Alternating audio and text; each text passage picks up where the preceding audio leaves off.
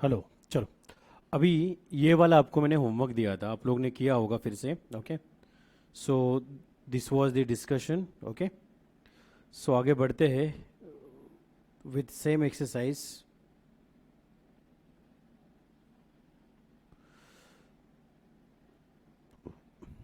Exercise number 1.4।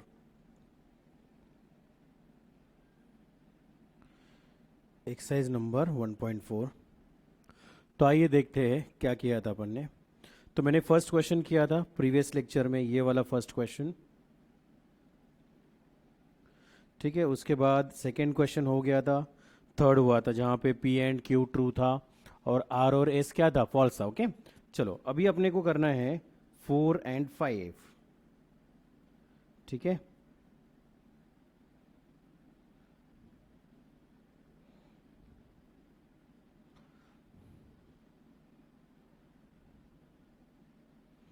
चलो आ जाओ question number 4 पे आ जाओ एक बार।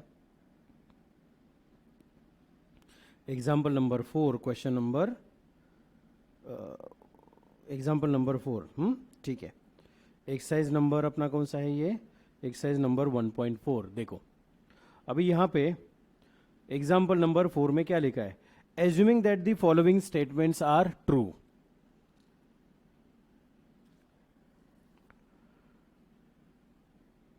Assuming that the following statements are true. True मतलब ट्रूथ वैल्यू क्या आ जाएगा? फिर टी आ जाएगा, बराबर ना? तो दो स्टेटमेंट है। पहला स्टेटमेंट क्या है अपना? संडे इज हॉलीडे, तो ये ट्रू है। Ram does not study on Sunday, अब इसमें उन्होंने ऑलरेडी डज नॉट दिया है तो आप चेंज नहीं कर सकते। ओके, और ये क्यू भी क्या है? ट्रू है। तो एक बात है, यहां पे इन्होंने लिखा है Ram does not study on holiday, तो नेगेशन ऑफ क्यू आएगा। जस्ट मैं आपको पूछ रहा हूं, स्टेटमेंट क्यू में लिखा है राम डज नॉट, तो ये नॉट निकल जाएगा, तो राम स्टडीज, डज स्टडी मतलब स्टडीज ऑन हॉलीडे, ऐसा कुछ आएगा। तो पहले आप statement P and P Q फिर से लिखो, फिर आगे बढ़ते हैं। ओके, चलो।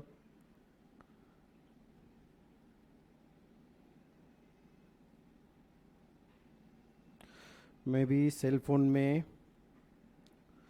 ओपन करता हूँ बार बार, फिर इसमें स्वैप करना पड़ेगा।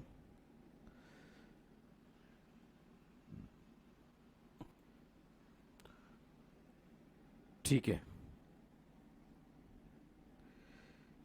Example number 4। ठीक है, एग्जाम्पल नंबर 4। लेट ऐसा लिखने की जरूरत नहीं है, ऑलरेडी उन्होंने बना के दिया है। Sunday is holiday, Sunday is holiday, और क्यू राम डज नॉट। अब ये तुम चेंज नहीं कर सकते, डज नॉट उन्होंने नॉट लिखा है तो नॉट रहने दो ऐसे ही। Does not study on holiday.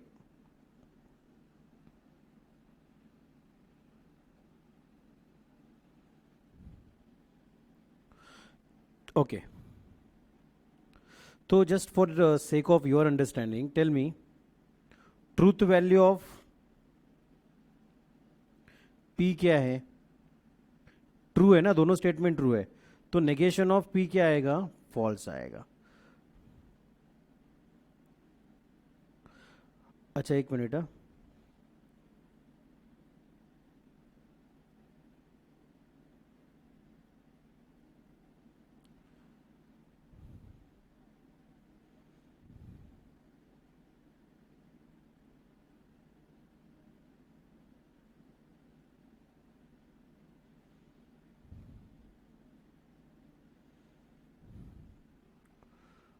क्या हो गया भाई?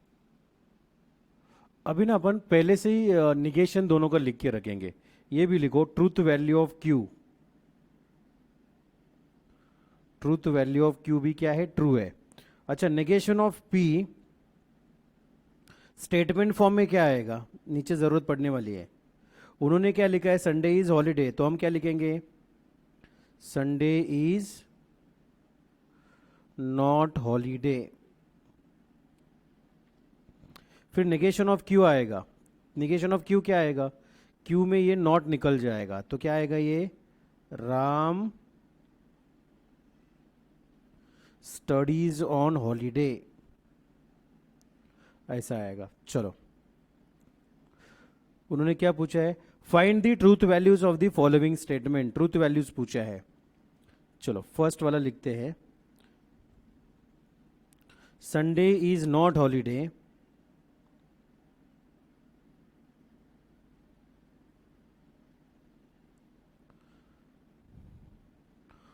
और Ram studies on Sunday.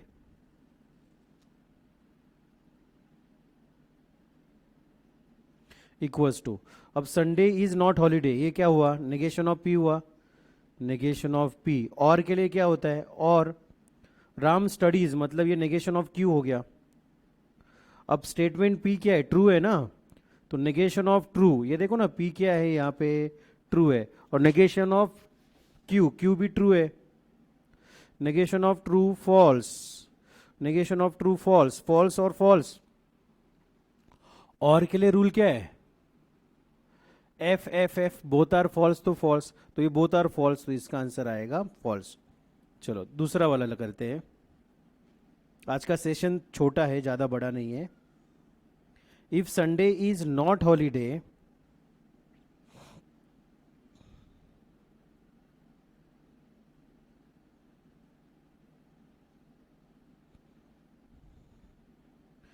then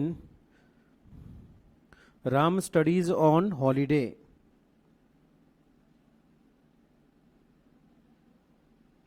Ram studies on holiday.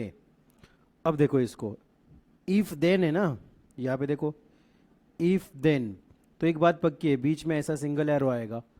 अब संडे इज नॉट हॉलीडे, अपना स्टेटमेंट पी क्या है, संडे इज हॉलीडे, तो उसका नेगेशन की बात हो रही है, ये वाला नेगेशन, तो ऑब्वियसली यहां पे negation of P implies then Ram studies on holiday, ये देखो यहां पे राम स्टडीज ऑन हॉलीडे, ये भी क्या है, नेगेशन ऑफ क्यू, तो ये नेगेशन ऑफ क्यू है।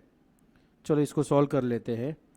नेगेशन ऑफ पी मतलब नेगेशन ऑफ ट्रू, क्योंकि पी एंड क्यू दोनों स्टेटमेंट क्या है, ट्रू है, implies negation of true, negation of true false, false implies false. अब बताओ रूल अब अप्लाई करना है, सिंगल इंप्लीकेशन के रूल क्या है इसके लिए, टी एफ इज एफ, पहला ट्रू दूसरा फॉल्स तो ही false.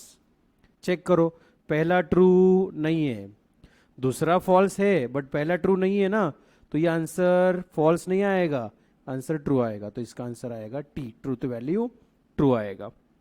Third, third, Sunday is a holiday,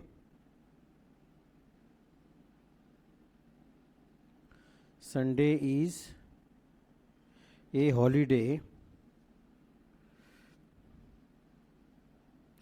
and Ram studies on holiday. Ram studies on holiday.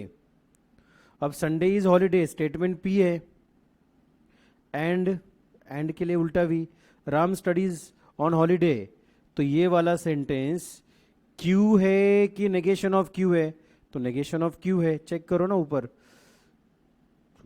True and negation of true, true and false, negation of true क्या होता है, false, and के लिए rule क्या है, T T T, both are true तो true, but ये दोनों ट्रू नहीं है, तो ये आंसर आ जाएगा फॉल्स। यहां पे अपना ये एग्जाम्पल नंबर 4 खत्म हो गया। चलो इतना लिखो,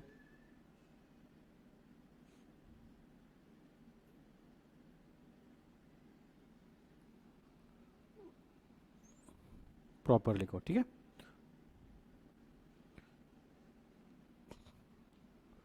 चलो आगे बढ़ते हैं अभी।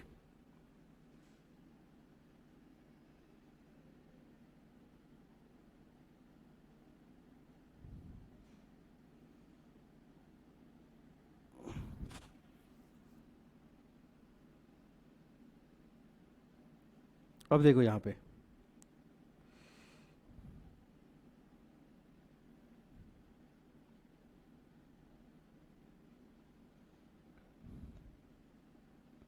एग्जाम्पल नंबर 5 देखिए बच्चों, एग्जाम्पल नंबर 5 एक्सरसाइज नंबर 1.4 का देखो। If P be the statement, P statement क्या है, ही स्विम्स, और क्यू क्या है, water is warm. Give the verbal statement, verbal statement मतलब शब्दों में, शब्दों में चाहिए, सिंबॉलिक नहीं चलेगा। For the following symbolic statement, तो फर्स्ट टाइम ऐसा हो गया है, उन्होंने सिंबॉलिक फॉर्म में दिया है, सिंबॉलिक फॉर्म, और हमें शब्दों में कन्वर्ट करना है। पहले पी एंड क्यू लिखो, फिर देखते हैं, चलो।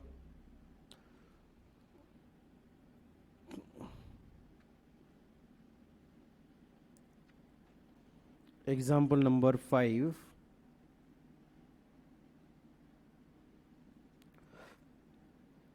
P equals to B, he swims,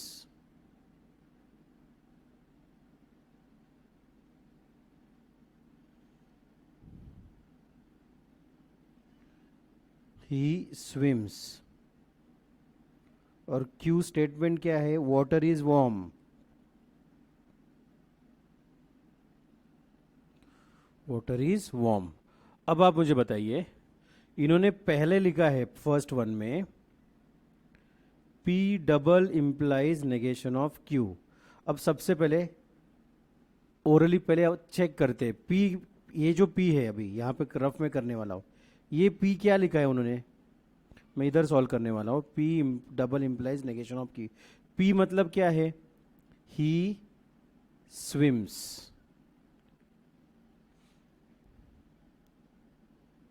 और डबल इंप्लाइज मतलब क्या होता है, if and only if. Negation of Q, Q क्या है, वाटर इज वार्म, तो यहां पे आप क्या लिखोगे, वाटर इज, इसका नेगेशन आएगा not warm, if and only if.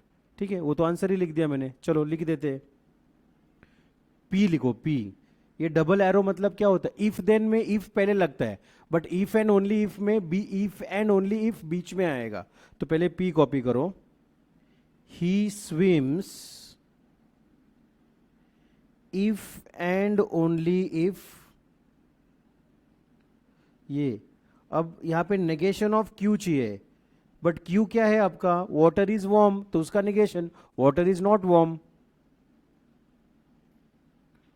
Water is not warm. अब इसका ग्रामेटिकल मतलब क्या है, ये सब ढूंढने मत बैठना। चलो सेकंड वाला, नेगेशन ऑफ पी और क्यू।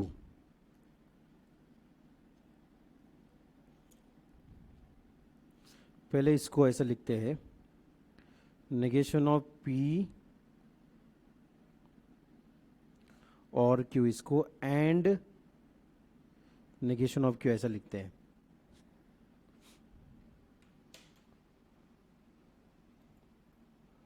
ओके, ये अपन प्रूव दैट में यूज करेंगे, यहां पे जरूरत नहीं है।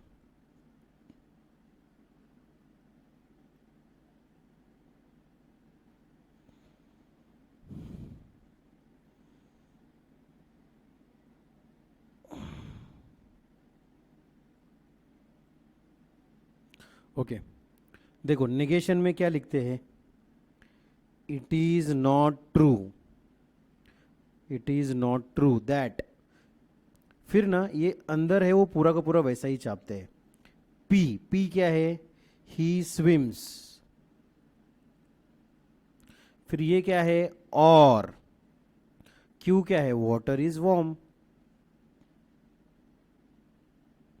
दिस इज बेटर, ठीक है। अब थर्ड, थर्ड वाला क्या है देखो, Q इंप्लाइज P, ये तो डायरेक्ट आपको आ जाएगा।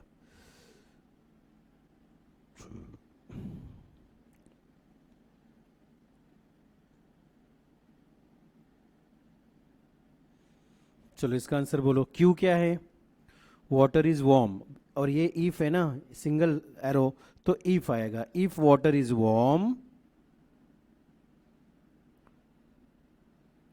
देन P वाला लिखो, P क्या है, ही स्विम्स। चौथा चौथा क्या है जरा ते पढ़ो. Q and negation of P. Q and negation of P. पढ़ो डायरेक्ट. Q क्या है? स्टेटमेंट Q देखो ऊपर क्या है. वाटर इज वार्म, तो पहले Q को लिखते हैं. Water is warm. फिर ये एंड. अब नेगेशन ऑफ P क्या है? वाटर इज, ही स्विम्स, तो इसका ऑपोजिट क्या आएगा? ही does not swim. He does not swim. ये हो गया यहां पे आंसर खत्म. ठीक है, ये लिख दो. अभी इसके नीचे अभी का भी एक्स्ट्रा क्वेश्चंस करके आपको सॉल्व एग्जांपल्स नोटबुक में अभी का भी लिखना है. एक्स्ट्रा क्वेश्चंस कौन से मैं बताता हूं. इसके जैसे ही आप चाहिए तो पेज नंबर देख लो बराबर मैं कौन सा बोलना चाहता हूं.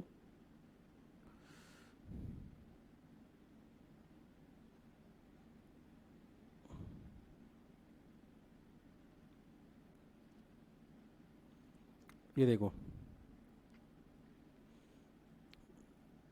Page 9 example number 1. लिखो आप ऐसा, पेज 9 एग्जाम्पल नंबर 1. मैं भी लिखता हूं यहां पे. ये सब सॉल्व एग्जाम्पल्स है. Page 9 example number 1. और इस फर्स्ट एग्जाम्पल में कितने क्वेश्चन है? 1, यहाँ पे 2, 3, 4. 1, 2, 3, 4. बच्चा ये करना ही पड़ेगा. ये नहीं करोगे ना थोड़ा बोरिंग जैसा लगेगा, क्या सेंटेंसेस लिखने हैं, but we don't have option, हमें करना पड़ेगा. फिर कौन सा करना है बताता हूं.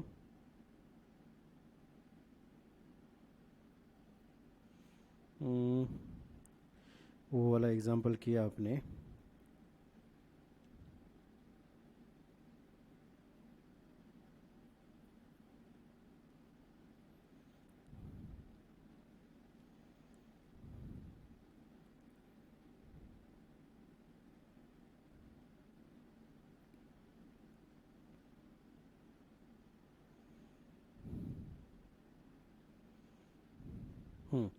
एग्जाम्पल 3.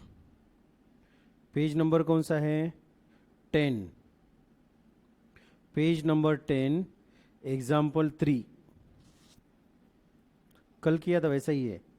पेज 10 एग्जाम्पल नंबर 3 जिसमें 3 है. Page number 10 example 3. इसमें 1, 2 और 3 सॉल्व करना है. ओके. फिर आपको करना है पेज 32. ये देखो मिसलेनियस का है, क्वेश्चन 9 इधर ही करना है.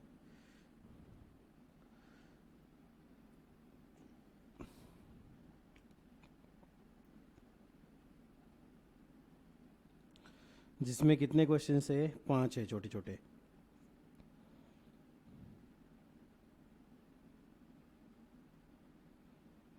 फिर आपको करना है, इसके आंसर्स भी पीछे दिए होंगे आप चेक कर सकते हैं. ट्रूथ टेबल बनाने का है. ट्रूथ टेबल बना है ना, ट्रू फॉल्स वगैरह. Question 11 page 33 question number 11.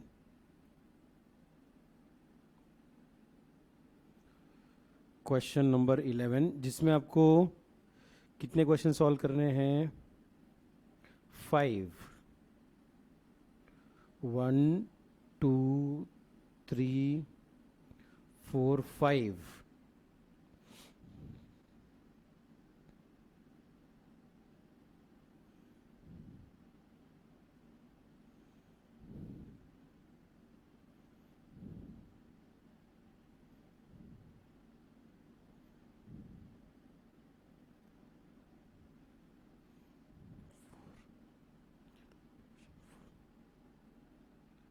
और लास्ट में पेज नंबर 32 का क्वेश्चन नंबर 4.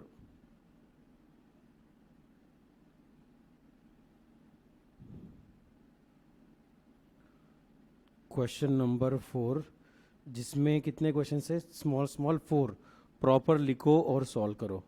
1 2 3 4, ये अभी आपको सॉल्व करना है।